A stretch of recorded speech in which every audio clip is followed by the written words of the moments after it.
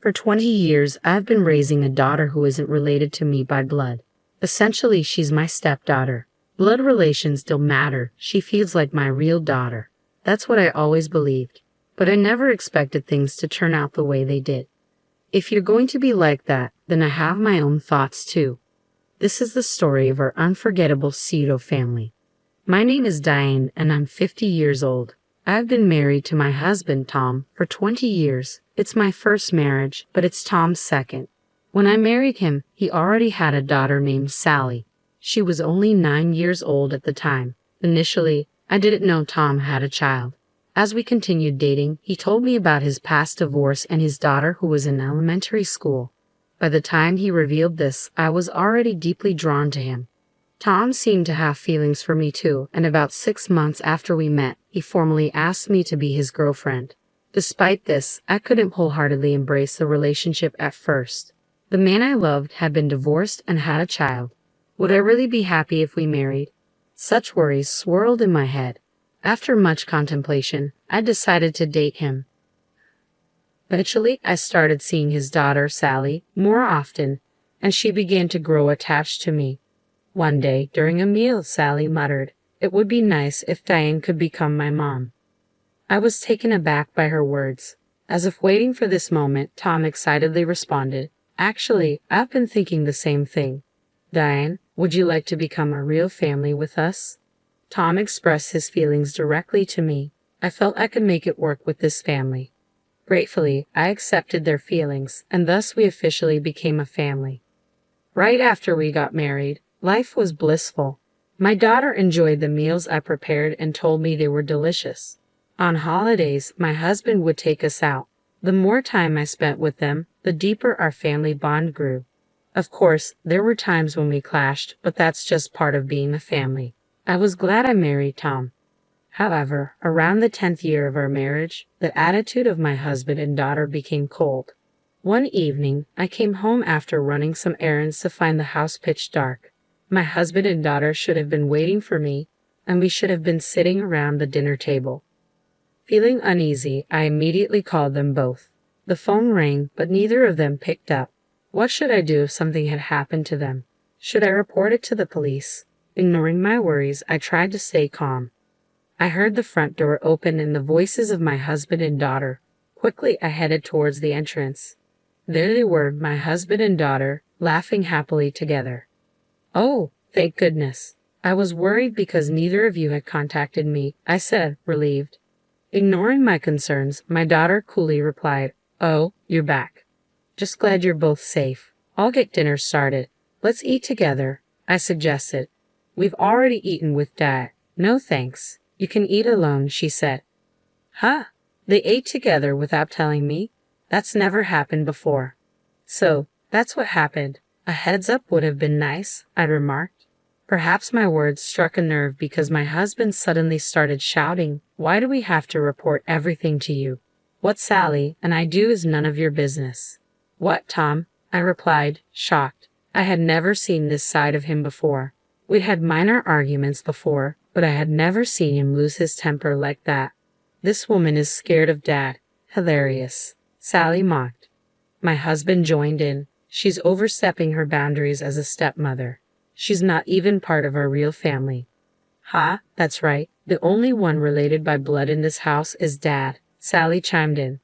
The sudden change in my husband and daughter left me reeling. Why am I being treated this way all of a sudden? Until recently, we were a happy family living peacefully together. "What happened to you two? Did I do something wrong?" I asked, bewildered. Their response was beyond unreasonable. "Something wrong? It's you. You are the problem itself, isn't it?" "Haha, right, Dad?" Sally sneered. "Yeah, that's right. The way she parades around acting like a good mother is especially infuriating," Tom agreed. "I get it. It's so annoying when she tries to act like a good mother." Haha. Is this for real? To be insulted so thoroughly by the two people I loved most. Thinking about my family that night, I lost my appetite. After taking a bath, I went straight to bed, but my husband said sleeping in the same room was uncomfortable, so I ended up on a living room couch. From that day forward, my husband and daughter's attitudes worsened. They grew colder and colder by the day. If they were just cold, that would have been one thing. But what hurt me the most was seeing them laugh while speaking ill of me. Dad, how long are we keeping her around? Haha. Well, as long as she's here, we won't have to worry about housework. I guess we can keep her until we get bored. Haha. You, seriously, Dad, you're way too kind. They disparaged me without end, as if I were the villain. At first, I didn't understand why I was being treated this way. But after a while, I began to grasp the truth. One evening, I overheard my daughter talking on the phone with someone. Yeah, it's okay. We're about to kick her out. Kick me out. Trying not to be noticed by my daughter, I quietly listened in. So, when are you coming back? Dad can't wait. Living together is so much better when my real mom is around. It seemed the person on the phone was my husband's ex-wife, Sally's biological mother. That's when the penny dropped. My husband and daughter must have started secretly meeting with her. Their affection seemed to be leaning towards her. I realized I'd been compared to her, and now felt like they branded me as the inferior one. That's why they suddenly became so cold towards me, now that their biological mother was coming back into the picture. I guess I'll eventually have to leave. Of course, I thought about getting a divorce right away, but realistically, I've been a stay-at-home mom with all the money going to Sally's college. The little bit that comes my way is peanuts. There's no way I could get a divorce and move out right now. I considered getting a part-time job, but it would be a hassle if my husband found out. I tried some work-from-home gigs, but let's be real, it wasn't much. Just a few $100. There's no way I can save up for moving with that. My husband and daughter's cold behavior hasn't changed. Maybe I've built up a tolerance because it doesn't get to me as much, but living with people who probably can't stand me is just like living in hell. Then one day, Sally spoke to me, which was rare. Hey, I'm getting married. What? Married? Sally was 29. She could get married anytime. Apparently, she's marrying the heir of the company where she works as a receptionist, and he's set to take over his father's business. I didn't know about this, but I was genuinely happy that she told me about her marriage. Oh, that's wonderful. Congratulations. Thanks, haha. The wedding's in a month. Expecting a generous gift from you. I see she's after a gift. Though I had mixed emotions, she's my daughter that I've raised for 20 years. It's a big deal for me too. I'll make a decision about the divorce after attending her wedding, I thought. As I was thinking, Sally continued, Oh, and don't get it wrong. You are not invited to the wedding. What? But you just said about the gift. Are you dense? She interrupted. I meant to wire the gift that day. No way I'd invite you, Sally continued. But I'm inviting my real mother. She's making it big in the beauty salon business. She owns multiple chains nationwide and is a successful businesswoman. A businesswoman? Yeah, having her at the wedding looks good, and I'm sure she'll give a big gift. Dad wants to get back with her. Your father? I asked, stunned. Yes, seriously, what's the point of keeping a housewife? You were dumb, huh? So, because his ex-wife or biological mother is successful, they want to ditch me, a housewife. I couldn't believe I wouldn't even be invited to my daughter's wedding. As I stood there, stunned, Sally berated me further. Don't you dare show up at my wedding, you fake mother. My husband, watching all this calmly, added with a smug grin, Hey, why are you surprised? It's obvious you're like a fake family member. Plus, as Sally said, I want to get back with my ex. She's doing way better. Haha. At that moment, all my pent-up anger and frustration came flooding out. Is that so? That's how it is, huh? For these past 20 years, I've tried my best to build a good family relationship, and for what? I took a deep breath and continued, If you're going to play that game, I have my own thoughts too. All right then, I won't be coming to the wedding. I informed my daughter and husband of my decision and then headed to a certain place. A month later, on the day of my daughter's wedding, I followed their instructions, not attending the ceremony, but instead making preparations to move out. I had already informed my husband and daughter of my plans to leave on that day, and I had a signed divorce agreement from my husband. All that was left was to wait for their move. As I diligently packed my things, my daughter called at the exact moment I anticipated. Hello? Mom, where are you right now? Get to the venue immediately.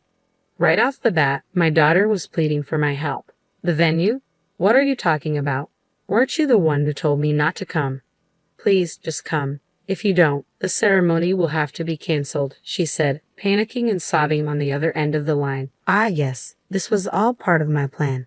Mom, are you listening? They're saying they'll call off the engagement if you don't show up. To my desperate daughter, I replied coolly, "Is that so?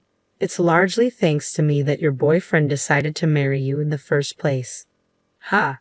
What do you mean?" she asked, her voice full of panic.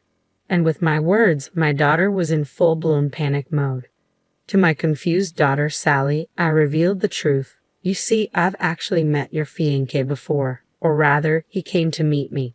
Apparently, he had been investigating our family. He investigated us." "For what?" "He told you he was the heir to your company, right? Of course, he would be cautious about choosing his marriage partner. His father hired a private detective to investigate us after hearing about the marriage plans for my daughter. I immediately visited a law firm, intent on proceeding with a divorce in my favor. On my way back, a man approached me, claiming to be my daughter's fiancé. He explained that his father had been investigating our family and had discovered my husband and daughter's frequent meetings with my husband's ex-wife. Wondering why they seemed to enjoy the ex-wife's company while mistreating me, he sought my side of the story. Of course, I told him everything. How the ex-wife had become a successful businesswoman, and how my husband and daughter were planning to leave me for her wealth and connections, driving me out of the house. "Did you talk badly about me to him?" my daughter accused me. "I merely stated the facts. You have been mistreating me for quite some time," I responded firmly. "Why would you do such a thing? It's unnecessary," she protested. "Unnecessary? Isn't it your own fault that this is happening? You are the one who did wrong," I countered, pushing back. My daughter fell silent, unable to retort. "But I'm not a monster. I've raised you as my daughter for 20 years, and I genuinely wanted you to be happy," I continued, offering a suggestion. "A suggestion?" she asked. "Yes, if my daughter invites me to her wedding, I wanted him to marry her as planned." Surprisingly, even after I told him everything, he didn't completely give up on my daughter. He admitted that he truly loved her and still wanted to marry her. However, he said he felt uncomfortable marrying someone who couldn't even appreciate the person who raised her. So I pleaded with him, if Sally chose to invite me to her wedding at the very last moment, please accept her. But she squandered even that chance. Far from it, she treated me like a nuisance right until the end, alongside my husband, even calling us a fake family. "Mom, I'm sorry. Please forgive me. I won't say cruel things anymore," she pleaded over the phone. "Hey Diane, is what you just said true? If so, please help Sally out." My husband joined in, his voice filled with remorse. Naturally, I had no intention of forgiving them. They were the ones who trampled on their last chance. It was far too convenient to ask for forgiveness. No, they forgot the kindness of being raised for 20 years and quickly switched allegiance to my successful ex-wife and real mother. I would never forgive them. Never. I declared so, and then hung up the phone. I blocked their numbers one after another, picked up my bags, and headed to the apartment I had already rented. On the way, I didn't forget to submit the divorce papers at the town hall. Even if I were to be invited to my daughter's wedding, I had decided in my heart to divorce my husband. There was no way I could stay with them after suffering from all the constant verbal abuse. Later, I heard from my daughter's fiancé that my daughter and husband had begged for marriage, crying. But once the truth came out, it was too late. That marriage proposal was utterly broken off. As a result, my daughter quit her job and became a recluse, and my husband is now apparently busy caring for her mental health. It must have caused quite a bit of trouble on our fiancé's side. I wanted to apologize, and I contacted him. To me, he gave kind words. "It's okay, it's just that Sally and her dad turned out to be disappointing. Rather, I'm glad I realized it before I married her. I owe you, ma'am. Thank you." If Sally could have married such a sincere person, she would have been happy. While I do feel a bit sad thinking about it, I don't regret it because I'm free now. I would like to pursue my own happiness and enjoy the rest of my life.